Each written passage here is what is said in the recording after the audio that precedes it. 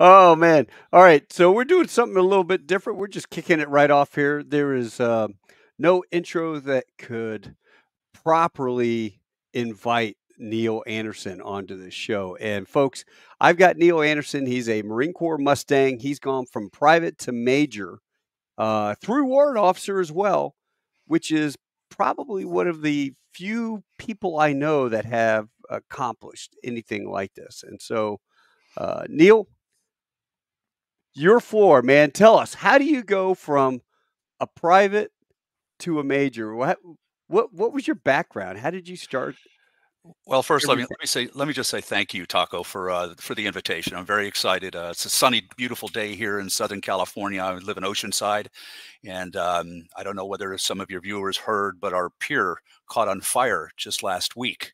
It's No. an iconic pier. It's the longest wooden pier on the west coast of America. So I'm just sitting outside of that arena, and from my bedroom window, we could watch it burn. It was a very sad thing. But thank you so much for the invitation to the show here today. And let me answer your question. So I was an old guy, right? I was born in Puerto Rico, raised in New York, moved to California with my Air Force father and family, and lived up in the Sacramento area. We enjoyed our education up there, high school, college, law school. Worked for at some health clubs after that because the law wasn't really taking me in the right direction. And Wait a so I minute. just, Wait a minute. Back up. You sir, graduated from law school. 1981, yes, sir. You graduated from law school, and then you went enlisted. Now, didn't the recruiter tell you about the law program or anything like that? Oh, that was the first question I asked because I didn't want to be an enlisted puke, but I decided to become an enlisted Marine because I was too old, Mitch. Right. You had to be under the age of 26 years old to matriculate into Officers Candidate School at Quantico in 1984, and I was 27 years and 8 months old, so I was too late. So I decided to join anyway, and I took the ASVAB, the Armed Services Vocational Aptitude Battery. I scored pretty high on that, and my mechanical knowledge score was through the roof, so they made me a mechanic. So they made me a mechanic, and I joined the Assault Amphibian Vehicle Crew Repair Platoon at 3rd Assault Amphibian Battalion here on Camp Del Mar, just about a mile from here.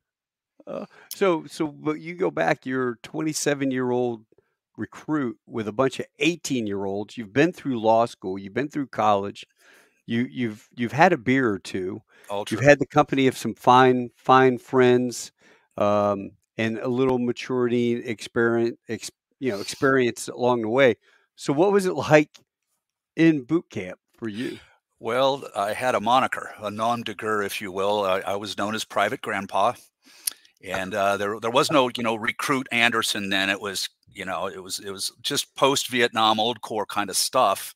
So I was I was Private Grandpa, and I ended up being the guide because my knowledge and experience finally prevailed after the 13 weeks of harassment from my drill instructors, who were 21-year-old sergeants that were hard charging, screaming, spittle flying, devil dogs. And Right, so right. I really had to learn to keep my mouth shut. And after having gone through law school, that was a very difficult thing for me to do because lawyers, all they do is practice verbosity. So yeah, What's so your I joined as a private, and then I got meritoriously promoted to private first class. And then I went through my amphibious assault vehicle school, and I graduated #1. So they made me a Lance chicken, and then I just took it from there. And I just tried to do the best I could, work the hardest I could, integrate myself with a very much younger platoon, which was difficult until I made staff sergeant. Once I received the rank of E6, then I was able to. Oh, sorry about that. I was able to integrate myself with the staff NCO leadership, and then my career kind of, just took off from there. I'm very, very Oh, thankful and very, very blessed. well, we hated we called them C See barracks lawyers. lawyers. Yeah, C barracks lawyers. So yeah. you'd have a Lance criminal who would go tell all his buddies, "Hey, do this because they can't charge you with that or whatever." And then you always had one instigator. Were you the guy? Did you ever get to use any of your legal experience or ability to communicate successfully? as an enlisted That's a guy? great question. Yeah, to know the law is to love the law and to utilize the law to your benefit and your advantage. And, when a lance corporal decides he wants to get married, and the lance corporal decides he's going to have a baby, and then the lance corporal decides that he wants to get a divorce and fight for custody. That happened frequently in my career, where I was able to give them guidance with regard to, in family law court, what they could expect with regard to child support, visitation rights, the length of the divorce, asset division. A lot of guys, were buying cars, Mitch, and they wanted to get a loan for 18%, in order to buy a car off the lot in Oceanside. And they'd ask me, well, what do you think? What do you think, Lance Corporal Anderson? I'm like, nah, you don't want to do that, man. You can get cheaper money at Navy Federal. And, if you miss a payment or two, they're going to snatch your car, so there's all kinds of contractual obligations that in the fine print you're unaware of. And, if you don't understand the fine print, then you can bring it to me and I'll be happy to look the contract over for you. However, I would still advise against it. So those were probably the two most prevalent issues: family law and financial advice with regard to contract law. That's amazing. And did the command, I'm surprised they didn't snatch you and throw you over into the admin section for legal to be, assisting with JAGs or, helping the officers with matters, or legal stuff. Well, that's a good point. And at one point, my first sergeant, when I was with Bravo Company at Third Tracks, asked me if I wanted to go do that. And I thought to myself, Taco, do I want to be on the prosecution side and start burning Marines? Or do I want to be on the defense side and try to, give them guidance with regard to their defense on stupid things that lance corporals do? So I just decided I didn't want to immerse myself in that. I'd rather just hump my toolbox up and down to 4th Platoon, learn how to fix an Amtrak, keep my mouth shut, try to stay out of the limelight, because once that piece of knowledge was known amongst the platoon and then the company and then the battalion, the ramifications of that. And sometimes they're enjoyable and other times, most times, they're not. Yeah, man. Hey, go grab Anderson. He likes to write. Yeah, exactly. Or edit or whatever. Yeah. Hey, I've got a will I need you to write up for me. Help me out here. Exactly. Bingo. That is so funny. So, what was the highest rank? You were promoted 10 times in your course. I was promoted 10 times. Quick story: when I made staff sergeant and I had applied to become a warrant officer, we were doing a tour on Okinawa. It was a company rotation with tracks on Camp Schwab, and I went on a diving expedition, a scuba diving expedition with my dive buddy, and we entered this competition, and he won first place and I won second place on Orawan Bay out of Camp Schwab. Anyway, we won a 5-day trip to Palau. Okay, Taco. So imagine this: we got 5 days, airfare, hotel, food, the whole thing. So we go there and we do our dive and stuff. And the very last night we're on the island, me and my dive buddy, we meet this girl. And this girl decides that she would like to have dinner with us because my buddy asked her, he was wooing her. And so she sat and she had dinner with us, and he wanted to take her back to the hotel, and she politely declined. We got on an airplane the next day. We flew back to Okinawa, and in the afternoon, a typhoon hit and we were all buckled down. And all of a sudden, the first sergeant barges in and screaming, "Where's Anderson? Where's Anderson? Lock your body, son, lock your body." And I'm already 6 beers in because the typhoon was there. And so I locked my body, and he starts reading me my rights. And he says, "You're going to see the old man right now. So, hey, Gunny, come here." And the Gunny and the first sergeant, they walked me through the wind up into the company office. I show up at the company office, and they're like, "So, where's Gunnery Sergeant Twardy?" And I'm like, "I don't know, sir." "Why?" And he said, "Well, Gunnery Sergeant Twardy and you were on the island of Palau last night. You had a dinner with a girl named Debbie, and she's dead, Staff Sergeant Anderson. She's dead, and that country thinks that you and Twardy killed her. So NCIS is on their way here right now to interview you. And oh, by the way, do you want to answer my questions? Because you have a right to have a lawyer present." Oddly enough. And I said, "Well, I know I have that right, sir, but no, I'm going to answer your questions." That never happened. "Well, congratulations. You picked up warrant officer." Oh my God! And I went Oh! from being scared to death.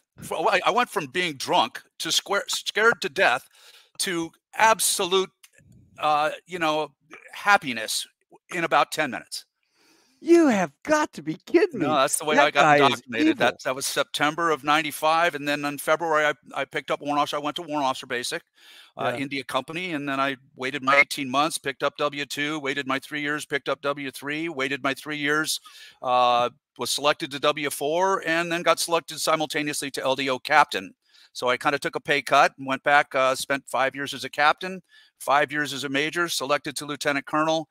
And I had to tell General Joe Dunford that I could not go to Afghanistan after only 2 months of dwell time because my wife would have divorced me. So that was my 10th promotion, final promotion. Right. That's amazing, man. That really is. It's quite a story. That is a great story. I was like, okay, now we're really going to get into this, man. This is getting good. Yeah, we'll see. What Wow. happened was Torty defected, and he gave them all the knowledge that they could use against me on the story. So that's how they knew her name was Debbie. That's how he knew everything. But I Oh didn't my put it gosh. together then because I'm standing in the position of attention, getting read my rights. Oh No my Marine gosh. likes that. No, no. Hey, all right, check this out. Email was brand new when I was in Okinawa in '94. Brand new, wow, you can email somebody. So I'm going through they had the global email list, everybody's names. Check. And I'm looking for my roommate, my old roommate who was a Dasketeer guy. And I see his name, but it says Chaplain, Eighth and I. And I'm like, oh, his name was Dunn. And I'm going, oh wow. And then my best friend, Parker Perkins, we went to high school and James Madison together, Marines together. Parker is the motor T officer at Eighth and I. So I write Chaplain Dunn, dear Chaplain Dunn, my name's Mitch Bell. They call me Taco. I have a good friend at Eighth and I named Parker Perkins. Do you happen to run across this officer at all at any time? And he goes, oh yeah, I have weekly meetings with Mr. Parker Perkins, perfect Parker Perkins. And I go, man, oh man, do you want to have a little fun at his behest? And he goes, yeah, give it to me. So I told him the story about this. We'd met these two girls. They went to UT. He was on his way to the Gulf War, and he had gone from North Carolina through Corpus Christi on his way to Pendleton. And it was October of '90, and so he stopped through with me, and we met these two UT chicks. Went and partied with them. Went to the college. Had a great time. And he was writing this girl while he was sitting in his foxhole over there, and the whole 9 yards. It was just kind of a funny story. Anyway, and she broke his heart. So Oh, I wrote to Dunn and I said, "Hey, Chaplain Dunn, here's the deal. Um, pull Parker in and tell him you got a Red Cross message this morning. Not a death or anything. It's okay. But there was a young lady named Missy um, who is trying to get hold of you because she has your son, and she's named him, Little Parker or whatever. oh my And gosh. she's trying to get a hold of you. She's at University of Texas and blah blah blah blah blah. I just made up some stuff. He pulls Parker in after a staff meeting and he goes, "Hey Parker, now it's the chaplain, right? It's the chaplain. Check. Parker, understand before you went to the Gulf War, you went on a road trip and you met two young ladies from University of Texas." And of course, Parker's, because um, there is absolutely no way that Dunn knows me. You know what I mean? Check. And his face is kind of like, okay, where's this going, Chaplain? And he's like, well, you've got a son out there Drop the by a hammer. girl named Missy, and she's trying to get hold of you. And Parker's just like all these emotions going through him. And then he goes, Wow. "No, I'm just teasing, man. Your buddy Oh, Mitch sent me an email from Japan. He wanted me to pull your leg." And of course, after that, it was game on, man. He was ready to kill me. But wow. yeah, That's a great story. Marines have fun. We like to have fun. That's for Practical sure. jokers we are, for sure. Yes, sir. Oh, Okinawa was a good time. What was your favorite part about SWAB? I Oh, mean, that you're definitely way the up there. PT. Definitely the PT. Next What door, year there were was you up a there? well, I was there on 3 separate occasions of 11 deployments. None of them were combat deployments. They were just, supporting the MU and stuff like that. But I was there 3 times, and there was a little town next door to Schwab called Hanoko. Mhm. And Hanoko had a restaurant in it called The Ocean. And in the ocean, you could get 47 2-inch square pieces of sashimi and an ice cold Sapporo for $10. And Oh, so we frequented that place a lot, and then we just run, run, run. We run up to Hanson and back and just be stupid with our running. So we had a large time. I loved that place. I'd love to go back. yeah. I enjoyed, my time over there. We're scuba diving. We go look for dead Japanese down there past Naha, Yep. up in the mountains. We had this crazy major that would take us down there. We'd go dig and we would find the caves and Wow. return the bones, repatriate them to the Japanese. But Oh, that's nice. Yeah, of it, course. yeah, it was a great time. 50th anniversary of Iwo Jima in '95. I was there for that. That was awesome. General Nice. Krulak became commandant up at the top of Suribachi. I remember that. Pretty Check. cool. Met all these great vets that had returned for the 50th. So that Yes, was a sir. career memory. Early in my career, when I was a sergeant, I was a corporal. I was on recruiting duty. I volunteered for my B billet early in life so that I could try to, make promotion. And I was recruiter of the year, something I forget what the accolade was, but I was invited to speak in Sacramento at this huge event, and all the Frozen Chosen were there. Oh And wow! so I got to sit at the table with them and shake their hands and look them in the eye and talk their stories. And that was 1988. So it was just 30 odd years after. Was that 51? So yeah, 30 odd years after that, and those guys were still relatively young men. They Right? were still their late 50s. Not like me, late 60s. But yeah, to look those guys in the eyes and see those heroes, that which they Yeah, endured in their freaking bare feet, just socks. It was quite the honor. yeah. We've got General Carey um, is part of our Marine Metroplex. So every month we have luncheon. He's always there. Silver Star at the Chosen repelled a breach. The Chinese had found a breach on the base there, and he grabbed every swinging dick cases of hand grenades, and they sat there and repelled the Chinese with hand grenades. And he talks about, the M1 carbine was such an accurate, great little weapon. But he goes, anybody that had an M1, they had to do headshots because it would hit their jackets and it would stop the bullet. I mean, it wouldn't penetrate Huh. the padding. And anyone that had a 30-06, they would do the M1 Garand were center mass, and the other guys they gave the best shots to the best riflemen got the carbines because they could do the Right. headshots. The expert marksman. Expert guys got the M1 Yeah. carbine, so it was amazing what those guys went through. Though, yeah. Yeah. I don't have a All right, storied so history like that, but yeah, we've got the Marine Corps. There's so much history within the Marine Corps, and so many people have had such great experiences, and that needs to be brought out more. More people need to document it. I wish there was a way that we could. Veteran TV is kind of funny in a very dark sense. Have you ever watched any of their shows? no, I have not. I'm a reader, not a television person. Well, he he is he was an officer in the Marine Corps, but I think he was a Mustang because he has the most dark humor you've ever seen. Huh. Uh, pretty damn funny. Like two Lance corporals sitting up in the shack, and they're talking about the first sergeant, and they get a couple sniper rounds go by, and so they're hiding down behind the cover, and first sergeant walks up and goes, "What are you two?" And then one guy's like, "First sergeant," and he's trying to tell him there's a sniper, and the other guy's like, "No, shh."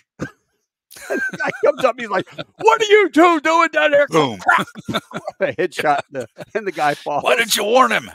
Yeah. He's like, "'Cause he was a dick." He's an asshole. Yeah. It was kind of funny. So, how long did it take you to reach staff sergeant? 9 years, 4 months. Wow, that's amazing. Yeah, 9 years and 4 months, and 6 years of those and 1 month I spent as an E5 sergeant. So, and that's just the promotion process, in tracks at that time, only so many boat spaces, yada, yada. Right. So I had to right. wait a long time and get, make sure my fitness report evaluations were top notch all the time or I'd fall out of the zone, So it was a tough 6 years, I'll tell you that.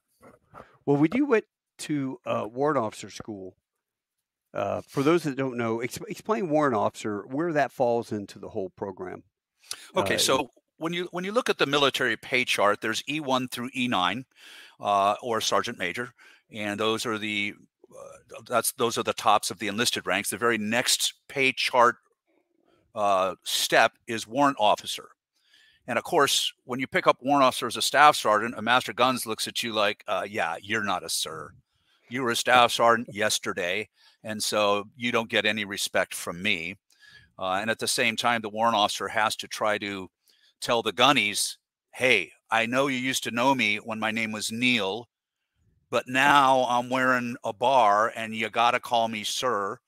And so that never went over very well. But when you pinned on W-2, the master sergeant would look at you and go, doesn't know whether you have 1 day time and grade or 3 years time and grade. Right. So there's got to be some salty experience there. And then, of course, when you're a W-3, the actual officers look at the W-3s for guidance when it comes to maintenance, technical type of stuff. And the senior enlisted look at you like, okay, you persevered, you made it, you didn't drop off the board, you're not one of us anymore, but we do know that you used to be one of us, so we'll give you respect also. So there's a breadth of years there that it's a struggle for an officer. But when you go to the school, you do all the same things that a butter bar does, but just in half the time. You learn very quickly that when you're at warrant officer school and you see the second lieutenants, you're supposed to call them sir. And we do, and we did. It's kind of a oxymoron, actually, because, they're fresh out of Penn State or whatever, and they're trying to find their ass with both hands. And we've already been in the Corps for 10 years or whatever. And, we know what they're going to be going through, and we know that they're going to be seeking our guidance. But they don't know it then. So, you go to the Hawk, you have some drinks with them, you try to give them some unsolicited advice, and they're like, yeah, well, okay, maybe I'll see you in the fleet type of thing. Well, folks, the Hawk is every Marine officer goes through Quantico, Officer Candidate School. And then we go through this thing called TBS, the Big Suck, the basic school. And the TBS sucks so bad that the Washington Monument, I think, has listed about 30 degrees southwest towards Stafford. But the Hawk is a bar, and it was our social place that we could go get popcorn, get a beer. And we hated, it was intimidating being around warrant officers because they did know the drill. They knew everything, and you're the new guy. So I personally, as an aviator, I was like, I'm not going to see many warrant officers, which I did later in my squadron.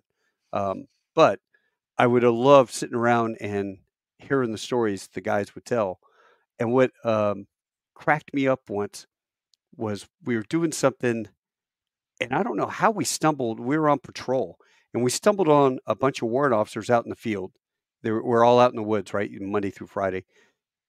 And we stumble on these warrant officers having a campfire, and they're cooking steaks, and they're cooking, all this stuff. And I'm like, how did you guys get all this stuff out here? Because the steaks I could get, they froze them and then they thawed out in their packs while they're out there for a day or two. But how did you get all the gear out here? Because they had tons of shit. And the guy goes, well, one of our buddies went and talked to one of the staff sergeants in tactics and works there. And he showed us where all the bivouac sites were going to be for the night. And we just went out there, dug holes, and buried our stuff. And so we had it. And then we're just going to come back and get it on the weekend. I thought, See, there's oh, the experience of the warrant officer. that's right, man. That's right. The Yeah, guys know the drill. I yeah, love they that do. about y'all. Yeah, it was pretty fun. Yeah. So was that your favorite time as a Marine, as a warrant officer, or going on to a commission? Well, I think there are three different echelons of favorite times. Okay, Taco. So, for example, there's favorite times that you can identify as an enlisted Marine, Oh, sure, sure. like jumping off the pier in Oceanside naked with a bottle of tequila. Okay, so there's that. Then Yeah. there's the experiences of the warrant officer through CWO3 and some of the favorite experiences during those 7.5 or 8 years.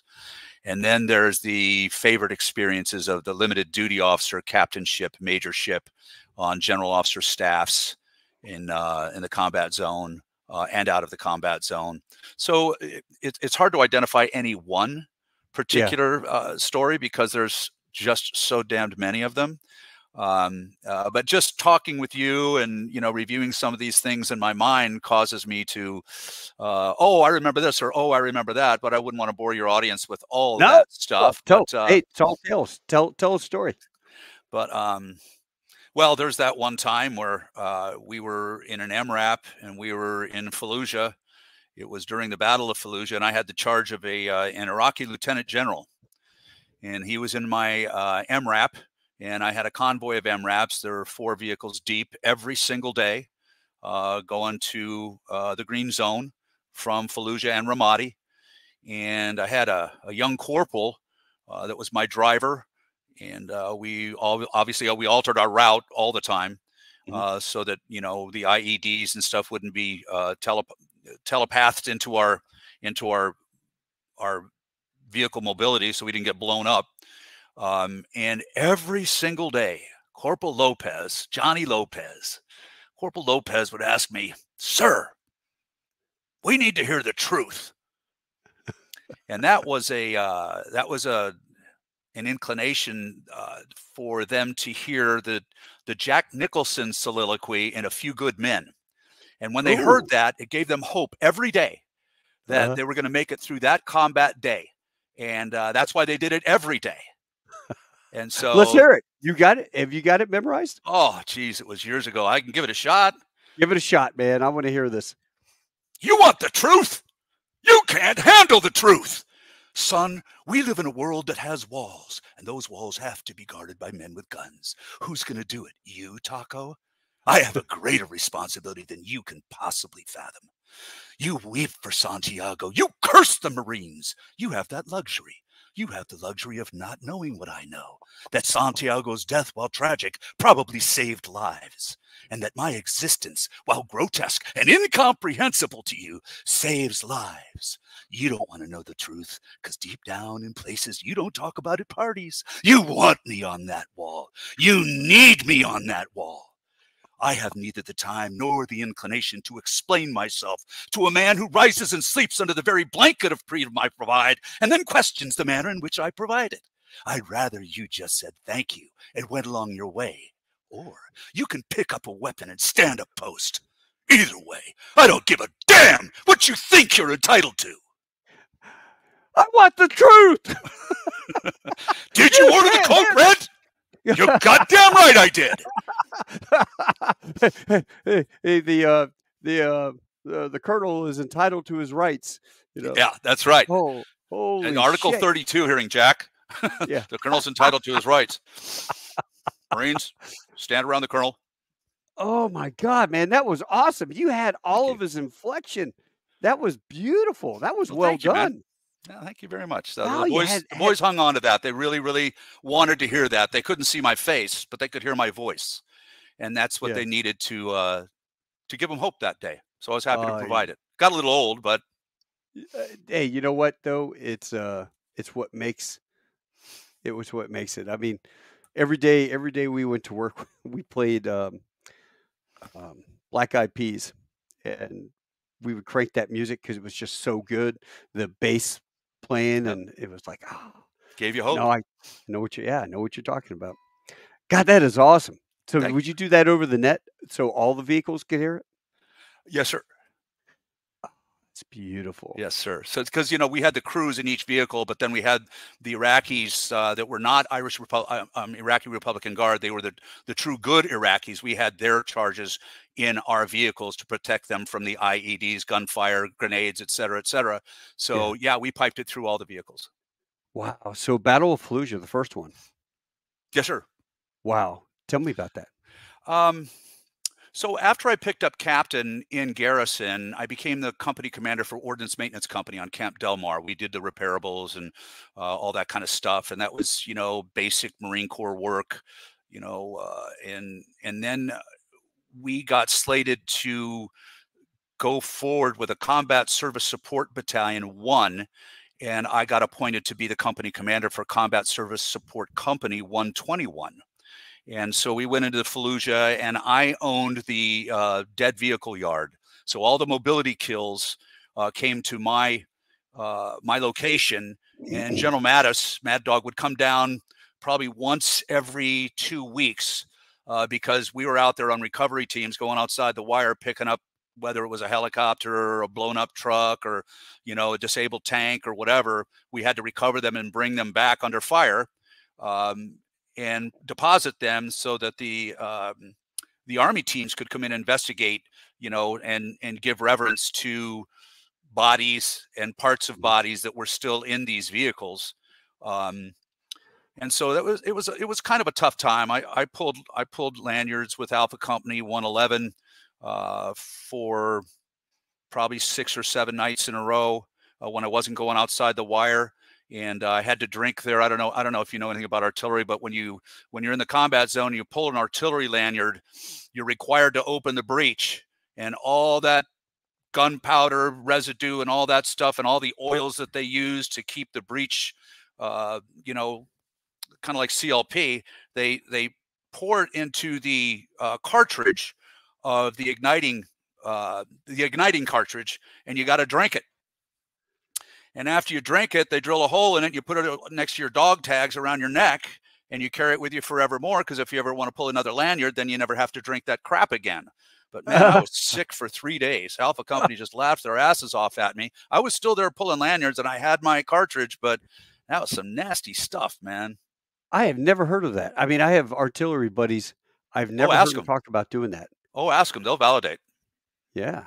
I am, man. Or they were pulling a hell of a joke on me, which they might have done. They're jarheads, Yeah. They're got you.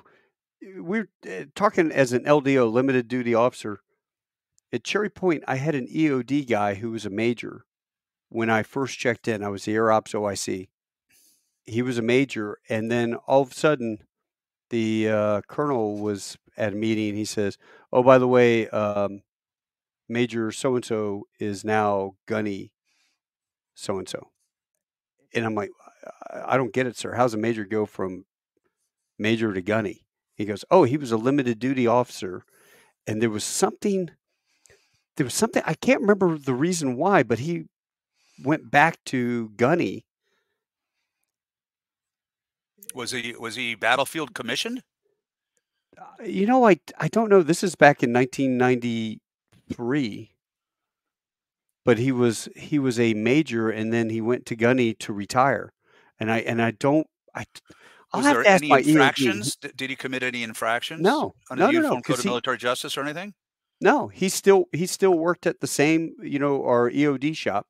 Huh. And I'd walk in there and I'd see him, and he'd like, "Hey, sir, how you doing?" Because I was a captain. And I'm like, I would call him sir all the time because I had met him as a major. It was the most bizarre deal, and I'll have to ask.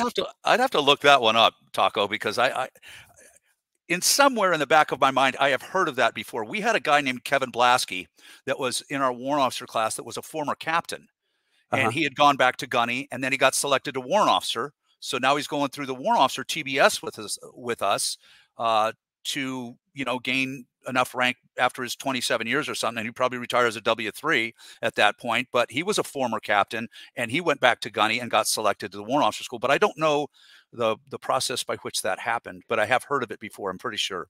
Yeah, John Little was he was the warrant officer EOD guy. I will ask John because John will remember him because they worked together. But that was a bizarre deal, and I can't remember I'll figure it out and I'll get back with you on that one. Certainly. So now you go Fallujah. We didn't get into Fallujah. Would you take were the MRAPs? You're going down the street and grabbing wounded, and No, how we was weren't. that? We had nothing to do with human life. We had everything to do with vehicles. So my company was a combat service support company. So 1-5, we were working in concert with 1st Battalion, 5th Marines. They were the bodies on the ground. They were the bogs, the boots on the ground. They were the ones that left no Marines behind. You know, they got their docks and we had the battlefield hospital set up and all that stuff. But we were strictly vehicles. So whenever there was a mobility Just doing kill, repair. no, we Okay. would go out. We were the recovery company.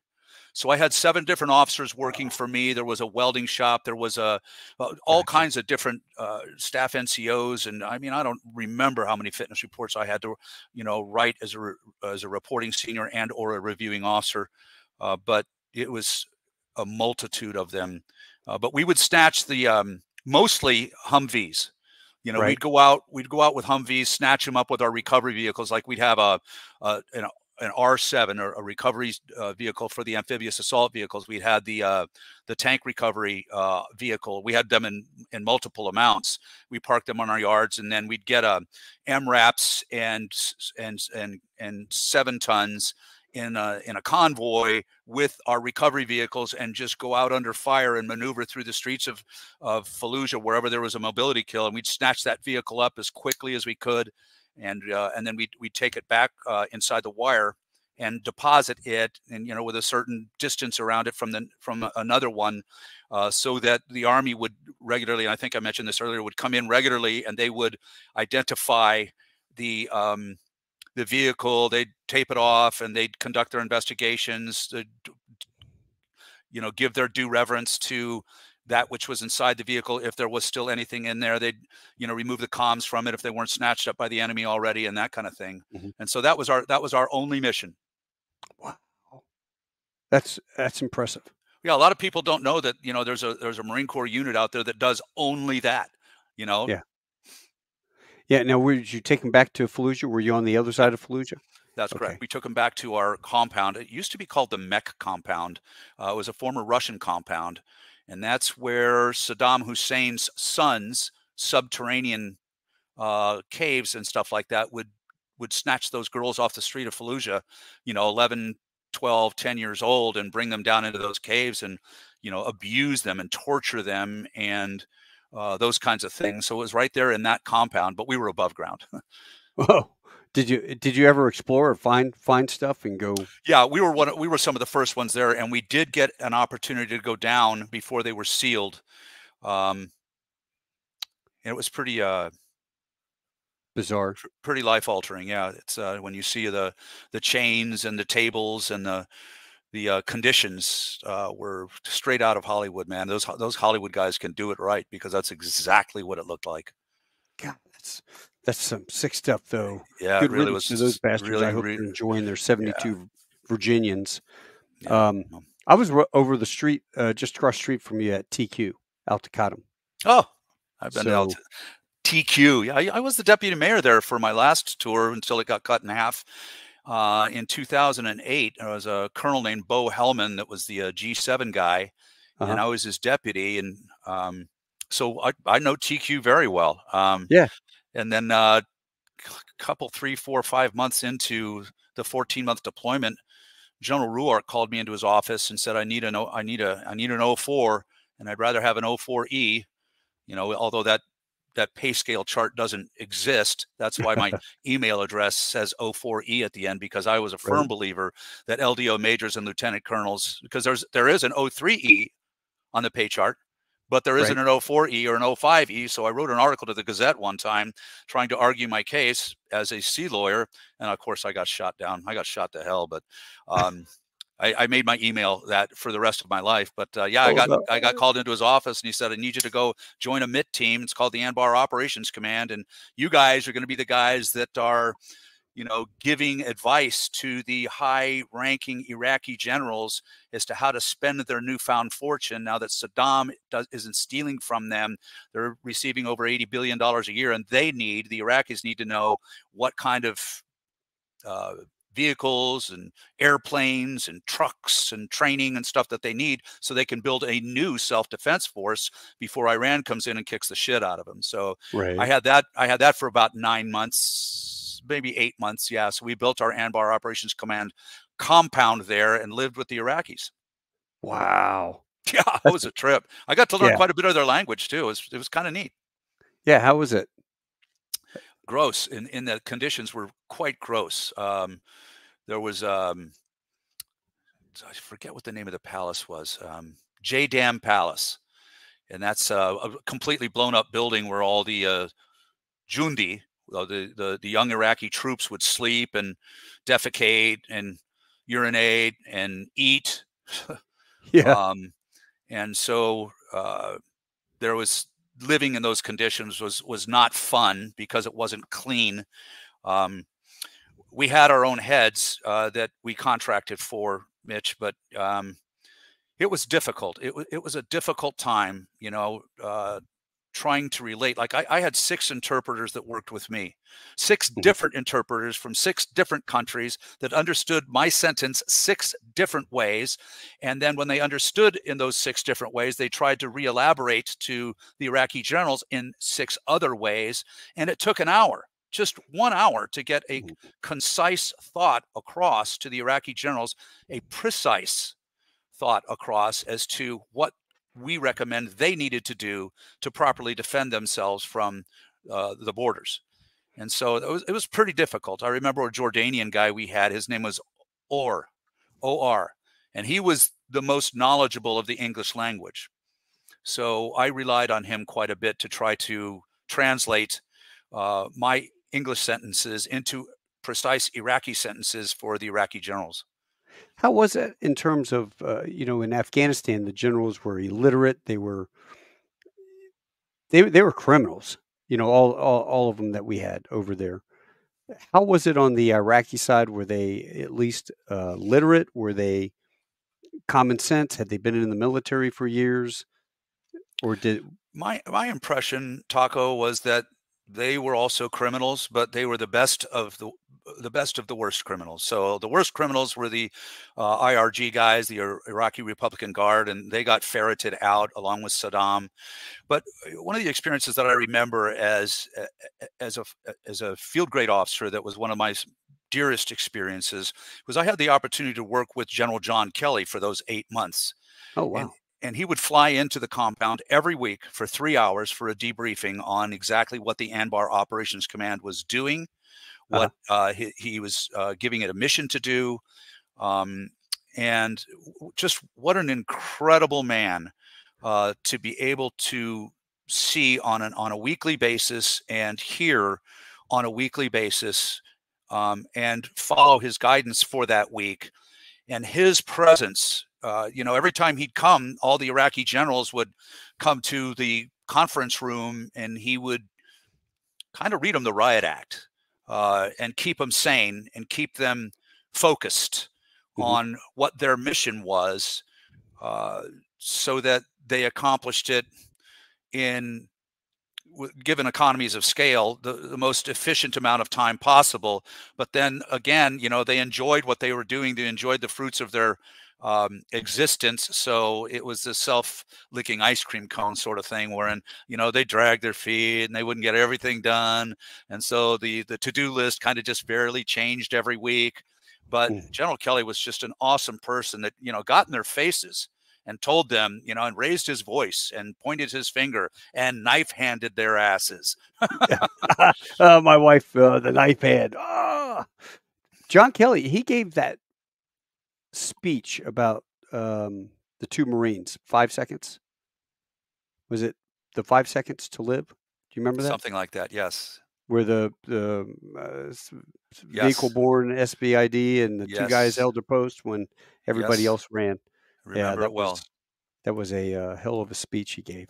He ended up becoming the the chief of staff for President Donald Trump in the 45th presidency of the United States. So I thought, and it was odd that I had worked for General Mattis as well, and he ended up being the Secretary of Defense. And even stranger, the last 6 months I was on active duty, I was on the general officer staff at 1MEF, and Lieutenant General Joe Dunford was my boss, and I briefed him weekly on source reports, and he ended up being the chairman of the Joint Chiefs of Staff. So 3 of those general officers I had the pleasure and honor to work for ended up in the same presidential administration running this great country.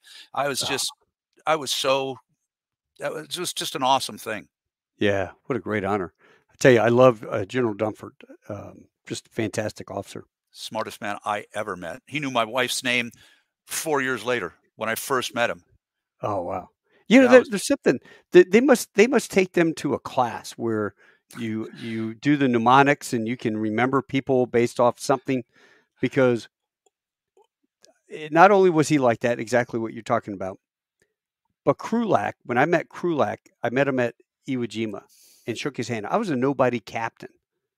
And then fast forward 2 years, I'm at the NAACP National Convention in St. Paul, Minneapolis. I'm like one of, just a couple Marines that were up there. And he's walking down the hallway and he looks at me and goes, "Hey, Skipper, come here."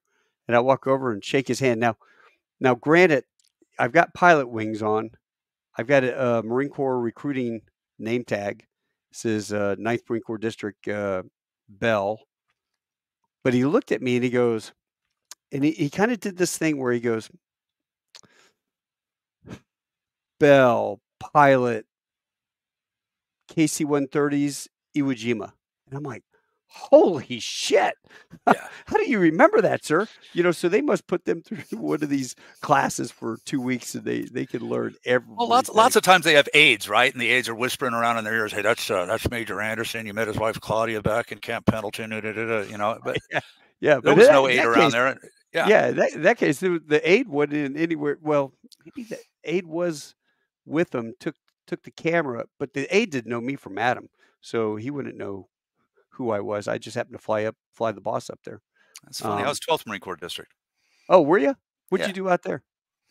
Well, I was a corporal on a billet on the bag, so I was trying to pull in 3.5 bodies a month and put them in the war and that kind of thing in Sacramento, California. Oddly enough, I graduated from high school up there, so I joined the Marines, and 3.5 years later, I'm on recruiting duty. And if I graduated #1 in recruiting school, you get the duty station of your choice, Anderson. So I said, I'll go back to Sacramento, and I did. And most of my instructors were principals of different schools in the area, so I had full run on the campus, and I was able to enjoy a really, really successful career as an on the bag recruiter. Made meritorious sergeant out there, and did my time and came home and then supported the war effort for Desert Storm. Oh, wow. So that was 89? 88 to 91. Man, I tell you, 12th District always did well. 9th District was always sucking hind tit. I was a double AOP. I worked up at district, so I was an aviation officer, assistant aviation officer procurement. And I would fly around. My mission was I would fly this small twin around the Midwest and give airplane rides. And awesome.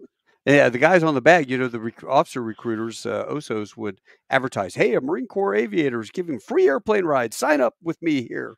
And they would sign up. I would give them a ride. They didn't know I had gone through, Xerox professional selling skills course. They didn't know I was a recruiter. And they're done technically, that. And the guy go, "Hey, they told me I could get a guaranteed flight contract." I'm like, "Man, he told you that?" Yeah, I think that's right. Yeah, I have to check on that. But yeah, I remember getting a guaranteed flight contract. I just played dumb. But you got to compete for that, I think, though. You got to be pretty good. You got to compete. You got to be the top third of the top third of the top third. Take this test. You got to do it. Recruiting duty. What's your favorite story off recruiting duty? I know you got to have one. God. Jeez. When you tell your vignettes and you look back on recruiting duty, what is your favorite story on that? Well, I avoided going to jail by the skin of my teeth because my master sergeant, who shall remain nameless, was Oscar Charlie when it comes to Jack Daniels. And I show up at work one morning in Rancho Cordova, California, and there's a limousine waiting there. And my master sergeant, who runs the office in Carmichael, California, which is 6 miles away, is sitting in the back of the limo in his Deltas. All right, so he's wearing the blue pants with the red stripe and his khaki shirt and his cover. And he says, "Get in, Anderson. You're not opening the office today." And I got in, and we went and picked up another Marine at another station. So there were 3 of us. And the master sergeant ordered the limo to drive us to Reno.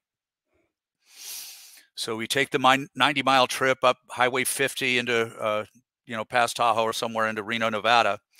And he wants to go to a house of ill repute. So he pulls the limo up in front of this house that has red lights all in the outside of it. He's been there before, I guess.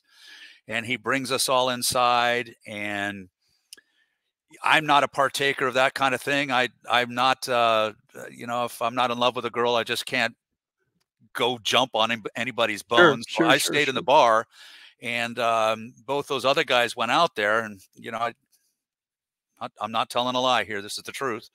I did not participate, nor did I in Korea when I could have. But all of a sudden, this girl's she's screaming, running out of the room, yelling, "Rape, rape, rape." And my master sergeant's running out of the room trying to get his Delta pants up with his khaki shirt open and flying. "Get in the limo, get in the limo." So we jump in the limo and drive, drive, drive. And we hauled ass and probably avoided going to jail in a big way, even though I was an incidental beneficiary of a cocktail at a bar.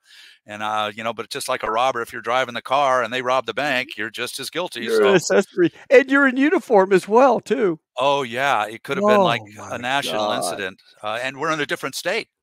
So we're out of California. We're in a different state. And I'm sure that would have exacerbated things to the 9th degree. But that was one of my favorite getaway stories ever on recruiting duty. Oh my God. Yeah. You would have been hammered. My favorite story was we had this young lieutenant. He was a bullet sponge. This guy was infantry all the way, knuckle dragger, and his captain was a knuckle dragger, even worse.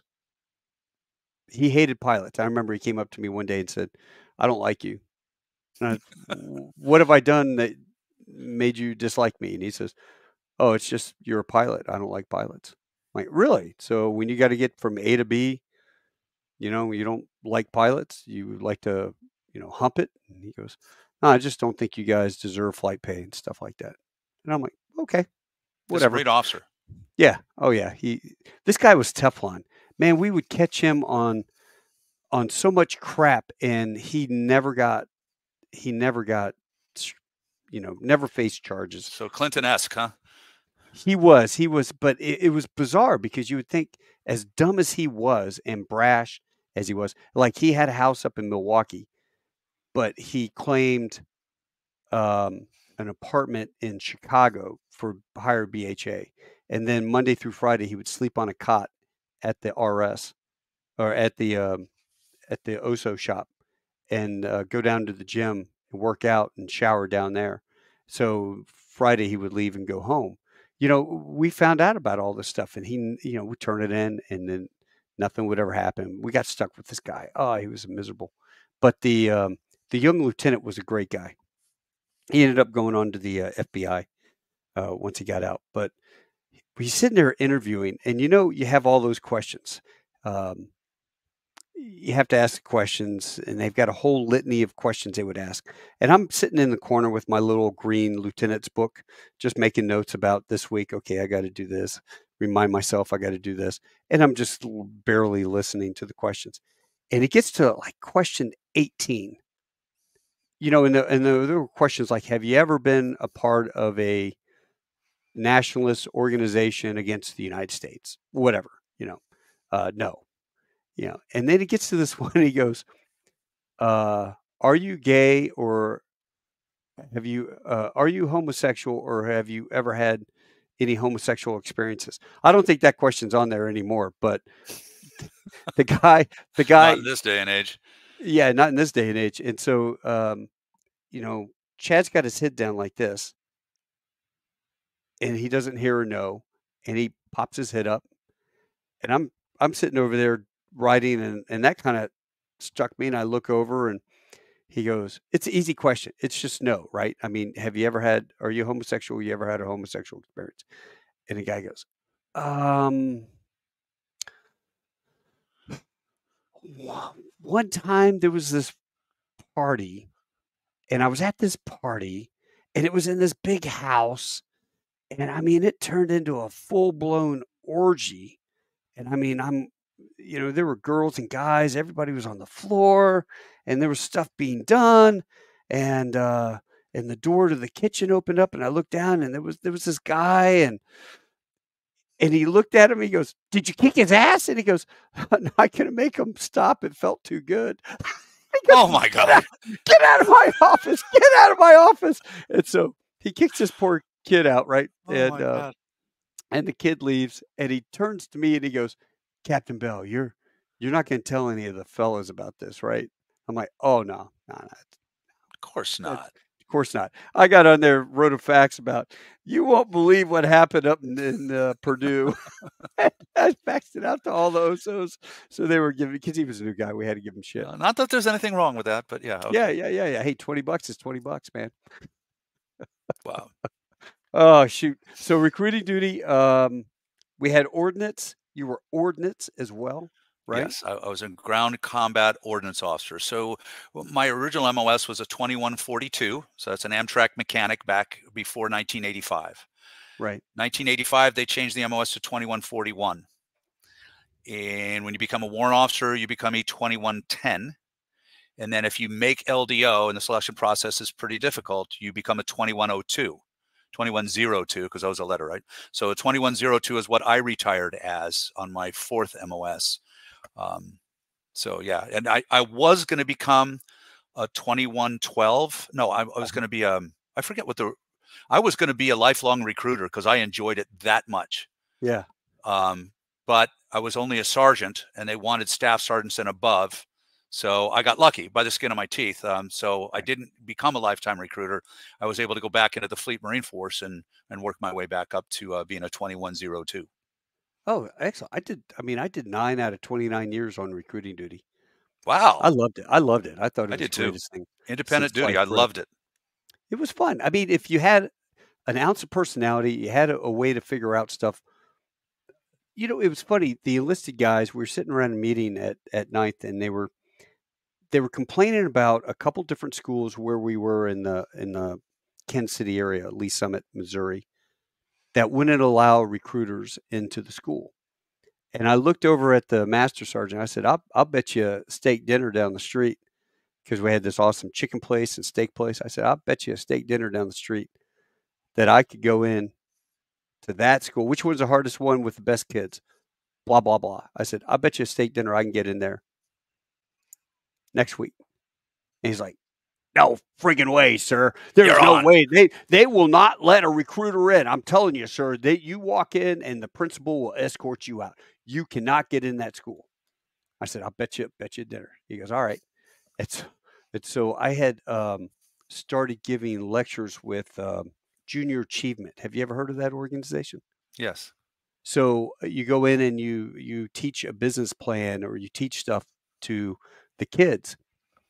And I walked into my Deltas, and sure, just like he said, principal was out the door coming to get me to escort. "I don't know what you're doing here, sir, but thank you very much." And I go, "Hey, nice to meet you. I'm Captain Bell, United States Marine Corps." "Yeah, we don't have we have a policy. Recruiters are not allowed on campus." And I said, "Oh, well, that's good, but I'm not here as a recruiter." "Oh, really?" "Yeah, I'm teaching Junior Achievement. I'm one of the instructors, and I'm just, I get a couple hours off from work. So, yep, you got me for today." So I'm in that school. I am teaching Junior Achievement every week in that school, and that was the best tasting steak dinner I'd ever had. And the master sergeant's like, "All right, sir, I don't get this shit. How did you do this?" And I said, "Hey, get your guys to sign up for Junior Achievement. That gets them into the school. They have to teach, these lesson plans that they have, and they can't outright recruit. But when a kid comes up and talks to you, I would grab phone numbers left and right, and I'm like passing them on. So my recruiters love me How in Kansas resourceful. City. Yeah, man, it worked out great. But yeah, sir, there's no freaking way. They won't let you in there at all. It's No. just another objection to overcome, you That's know? it, man. There's Yeah, improvise, adapt, overcome, right? Um, absolutely. oh, God, what else was I going to hit you up? Whiskey. You are a Oh, whiskey man, and well, I have a picture of. Oh no, that's your staff that's my sergeant half uniform. enlisted, half officer Mustang uniform doohickey. It's my That is shadow so box, cool. actually. Those Marines did a great job. They did a really nice job, as a matter of fact. Um, There you go. that is that is a hell of a whiskey collection there, sir. Well, it's a single malt whiskey collection. There's no bourbons or Irish whiskeys or Canadian whiskeys or rye whiskeys on there. Strictly single malt Scotch whiskeys, not blended Scotch whiskeys. Sorry, I keep leaning on this damn thing. My Sorry. my father was a blended Scotch cheap ass Scotch and water guy. At the end of each evening, he'd have a couple on chipped ice. And Uh-huh. when my brother and I became of age, he indoctrinated us, and we decided we liked it a little bit. And then when we moved out of our parents' house and we went along our way and we made our way in this world, my brother and I both decided we were going to try single malts because blendeds are kind of cheap. And I mean, you can get a Johnny Walker Blue, which was just a really good blended Scotch. But Mm. other than that, they just don't taste the same as a light Speyside or Highlands single malt Scotch, like a Glenmorangie, like a Glenlivet. So we decided to try those things, and my brother left it at that, but I didn't. I was a very curious man, so I started reading about peat, P-E-A-T, Uh-huh. and what peat means to the world of Scotch whiskey. And so I decided that I was going to save my money and I was going to buy some bottles of single malt peaty Scotch whiskey like the Ardbeg or like the Lagavulin. And people who drink single malt Scotch whiskeys will identify with those two at a minimum, and probably a lot more that are peaty. And then when I got married a couple of years ago, my wife bought us, and she doesn't even drink single malt Scotch whiskey, Taco, but she bought us first class tickets to Scotland. Oh. And we arrive in Edinburgh. We rent a van. We drive down to the southwest corner of the state, for lack of a better term. We get on a ferry, and we go over to the island of Islay, Islay. And there are about 7 or 8 different very peaty Scotch whiskey distilleries there. And I was able to enjoy every single one of them before I got back on the ferry and drove back across Scotland back into Edinburgh. And so it was the whiskey, trip of a lifetime for me. Yeah, yeah, yeah. It was Whiskey really tour. awesome. Yeah. Now, were you able to be over there at the same time that they had the tattoo going over in Edinburgh? Not Edinburgh, Glasgow. Yeah, Edinburgh. The tattoo. Yeah, the tattoo, the big military parade that they have every year. No, I was not. Oh, I'm sorry I missed it. Had I known about it, I probably would have orchestrated that schedule around it, because I would not have wanted to miss that for the world.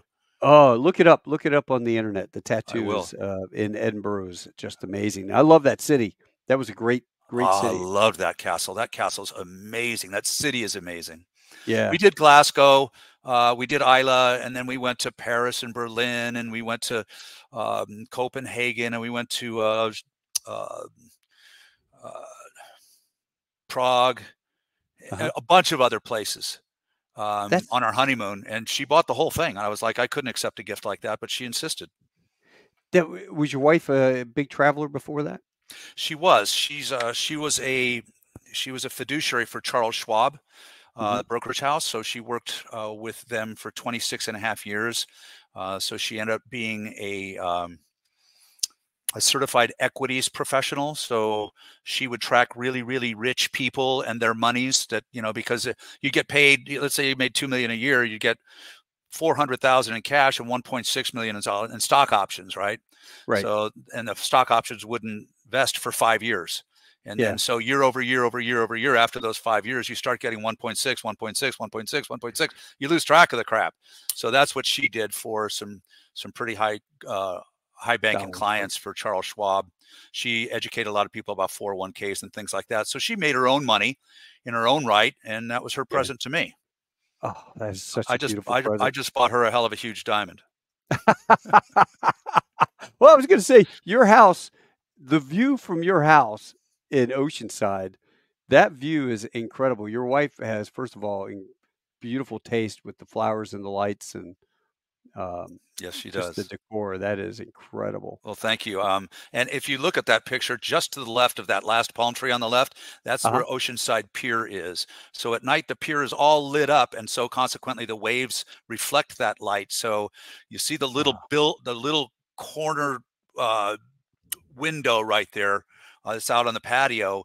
Um, my bedroom is just on the other side of that where the orange light is. So that's where my wife gets to wake up and have her coffee and live. Oh, And I'm very, very, very fortunate. I don't know how in the hell I was ever to orchestrate being able to accomplish this as a piece of real estate in my portfolio, but I'm ever thankful that I did. yeah, that's incredible, dude. And you know Thank you. what? We do have to show this. I know we're getting long on time, but it's a photo of you on a hospital bed, strapped in with all sorts of stuff. What the hell happened to you, man? Well, we did some jungle training in the PI, the Philippine Islands, back in '87, and a parasite entered my body and lived dormant for 34 years. And in July of 2020, it crept into my liver and started using me as a host organism. So it was multiplying in me, it was having sex in me, it was defecating in me, it was eating me, and it tried to kill me.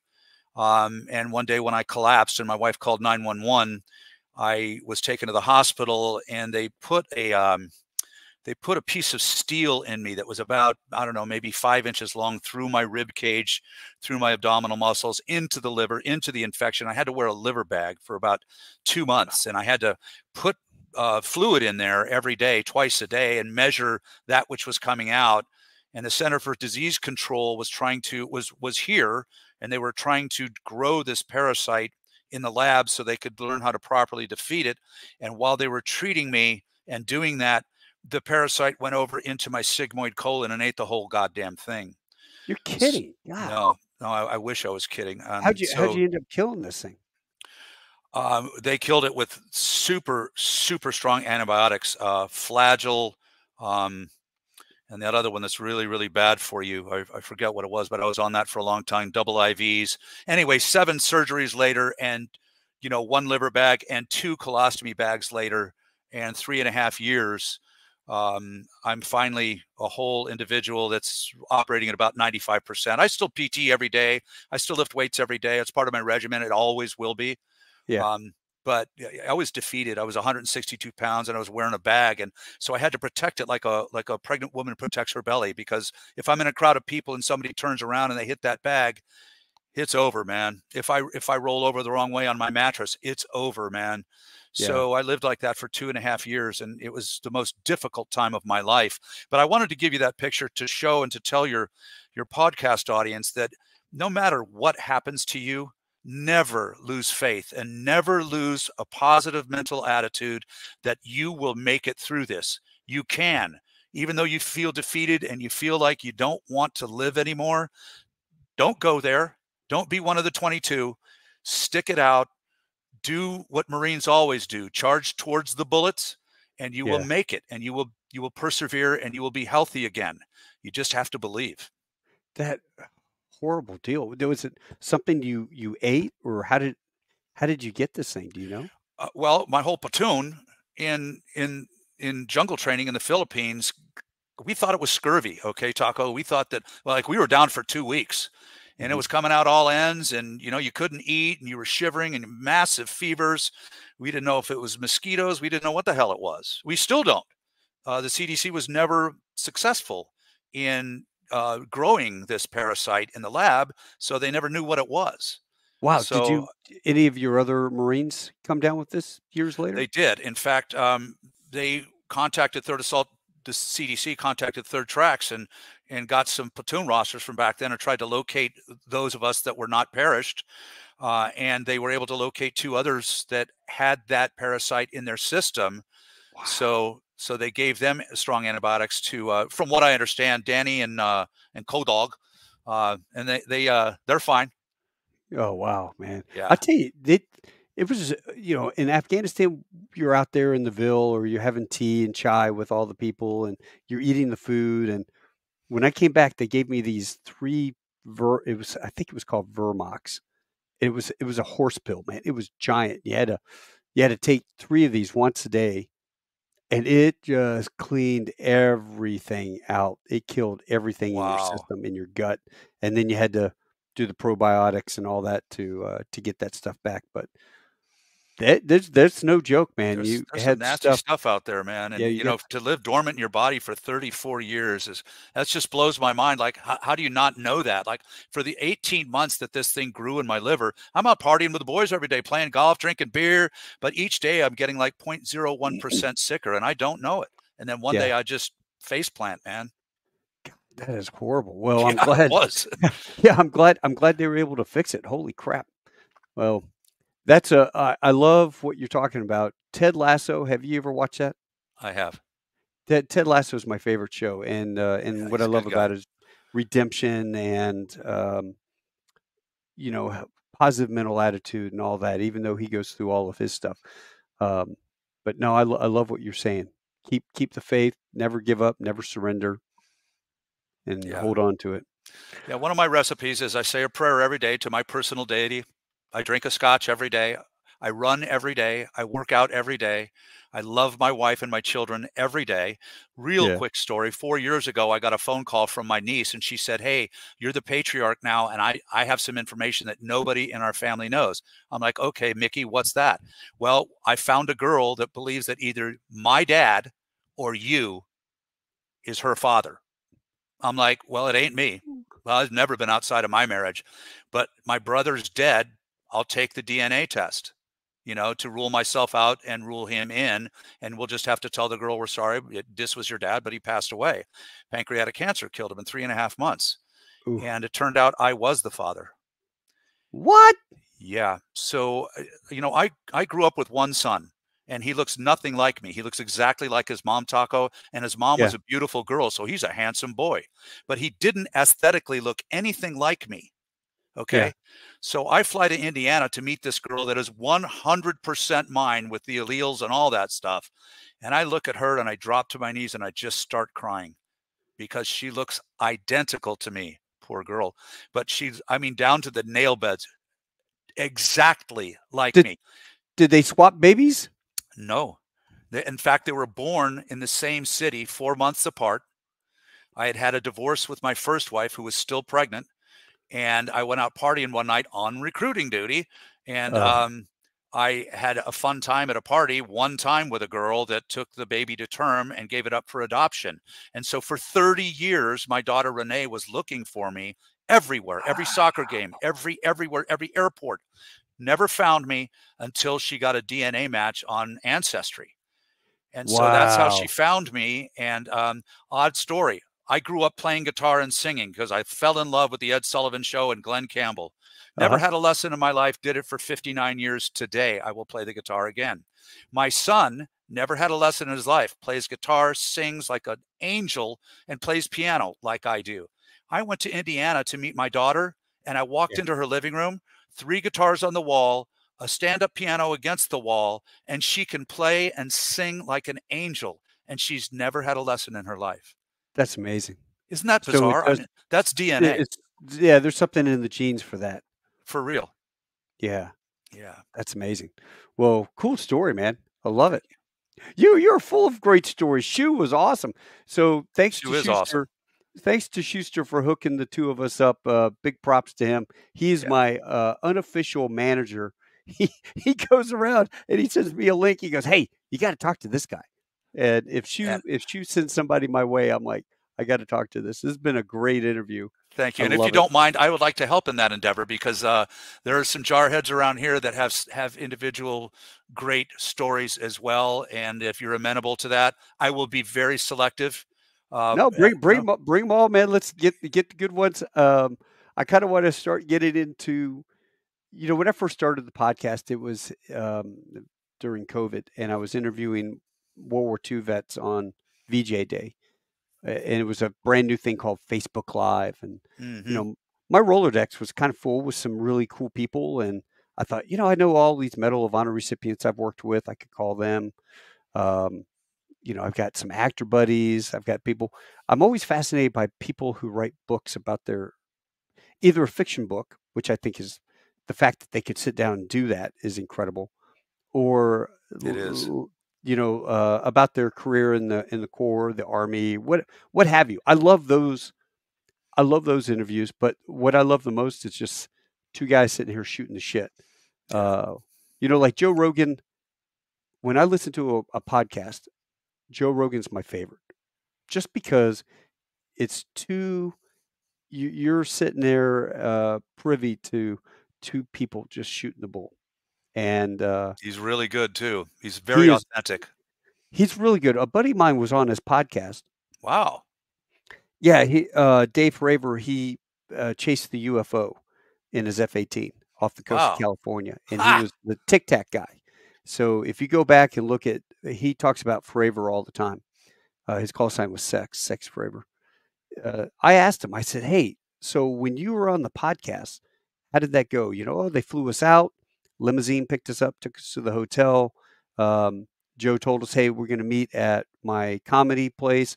We'll go have dinner. We'll go catch a show. Nice. And I said, oh, that's cool. So when you were together with him, did he sit down and talk to you about the UFO experience and all that? And he said, no, we never talked about what we were going to talk about. And he showed up literally. I had to his back during COVID. I had to take COVID test. I come into the studio. Joe walks in. He sits down. He's got his cup of coffee or whiskey or whatever he's drinking, and he just starts talking. And that's how it rolled. It was I love it. Joe. Joe's interested, and I find it interesting. If how do you find people? Well, what do you want to talk about? Well, whatever interests me, man. If you got a great stories, let's hear it. That's it. That's the whole thing. So if you Well, got some people, if I do, I'll definitely recommend you, or I'll talk to Shu, your manager. But I can't thank Shu enough for all that he's done for me in my career. He invited me to speak at his Combat Logistics Regiment Marine Corps Ball as the Master of Ceremonies and the Guest of oh, Honor on an occasion. He's just an incredible United States Marine Corps colonel. he is. He made more rank than the rest of us buddies that play golf together, but I love that guy. And when he said, hey, I got a guy, Neil, that you need to talk to, and he's thinking about wanting to talk to you too, because I sent him some of your bio. Will you edit this to make sure it's correct? I'm like, Mark, you're all effed up, but here you go. Here's the actual stuff. Send that to Taco and have him give me a call, because I'd love to. So again, it was an honor. Thank you very much, Taco. And if you Yeah, ever want to shoot the crap again, give me a call. And in the meantime, we'll remain friends, and I'll be in touch. you bet. And I'll hook up with you on a layover maybe one day down in. I'd We love it. got a LA layover. I'll get hooked up with you. I'll buy you lunch. Oh, that'd be awesome. Well, Neil, thanks again, brother. All right. I'll text you something when we get off, but you have a great one, and I will see you in the future. All right. Thank you, sir, very much. You bet. Take care, Bl- brother. Hoorah. Bless you, man. Hey, folks, I hope you enjoyed that. Neil Anderson, Warrant Officer, Private to Major, which in the military, I went from second lieutenant, first lieutenant, captain, major, lieutenant colonel. To go from the enlisted ranks all the way to the officer ranks is incredible feat and experience as well. Some of the best officers I ever knew were prior enlisted. Those guys knew what it was like on the other side of the fence, so they were able to better relate. But then again, for the poor enlisted guy that was trying to pull something over that officer's eyes or attempting to, it didn't go so well for him because he had already been there, done that, and bought the T-shirt, living in the barracks. Um, anyway, just fantastic. So thank you, Neil. Thanks, Schuster, for introducing us. And until I see you guys, this will be on tonight. This was a pre-tape show. Apologize. It worked better for the schedules, but until we see you next week, adios, hasta luego, sa wiedersehen, tschüss, shesheni, au revoir, domo arigato gozaimasu, tando shinde kudasai, ciao, rivedici, tashikur, assalamu alaikum, mahala, dovidzenia, das vidanya. I think I got it all. I will see you all next week. And what am I going to end with today? I think today I'm going to end with this one. Ciao.